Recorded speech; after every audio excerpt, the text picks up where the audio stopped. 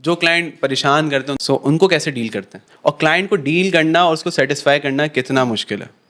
या देखें, क्लाइंट को आप सेटिस्फाई कभी कर ही नहीं सकते हैं।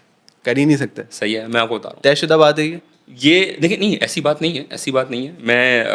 मैं 2-3 लोग हैं जिनके मैं बड़ी रिस्पेक्ट करता हूँ, और वो जब बोर्ड रूम में जाते हैं ना, तो वो बोर्ड रूम में बोल के आते हैं कि ये काम है, यही लेना है आपने, और क्लाइंट ले लेता है कि भाई सही लाओ, आओ कर लेते हैं, काम कर लें, इसका शूट कर लेते हैं। जहाँ तक बात रही आड़ू क्लाइंट की, आड़ू क्लाइंट से भी डील कर सकते हैं आप, सही है। लेकिन देखें, आड़ू क्लाइंट को ना, आड़ू क्लाइंट होता क्यों है? आड़ू क्लाइंट इसलिए होता है क्योंकि वो अपने ब्रांड के पर्सोना पे इतनी डिटेलिंग देख रहा होता है कि यार इसमें यूँ नहीं है, मेरा ब्रांड ये बोलता है, मुझे ये करना है, मुझे यूँ करना है, तो वो आपको आड़ू लग रहा होता है क्योंकि वो अपनी टेक्निकल चीज़ों में इतना फंसा हुआ होता है, सही है।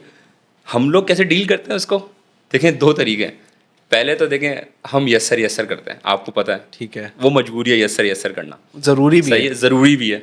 उसके बाद जब हम देखते हैं ना कि हाँ यार अब बस बहुत हो गई है, तो अब हमें अपनी बात बनानी है, क्योंकि हम उसको समझ चुके हैं कि ये क्यों पंगे कर रहा है, क्यों चीज़ें डिटेलिंग मांग रहा है, क्या XYZ चीज़ें मांग रहा है। तो उसके बाद फिर हम अपनी चीज़ पे अड़ जाते हैं सही है। कि यार ये है, लेना है तो लें, वरना मैं किसी और को दे दूंगा।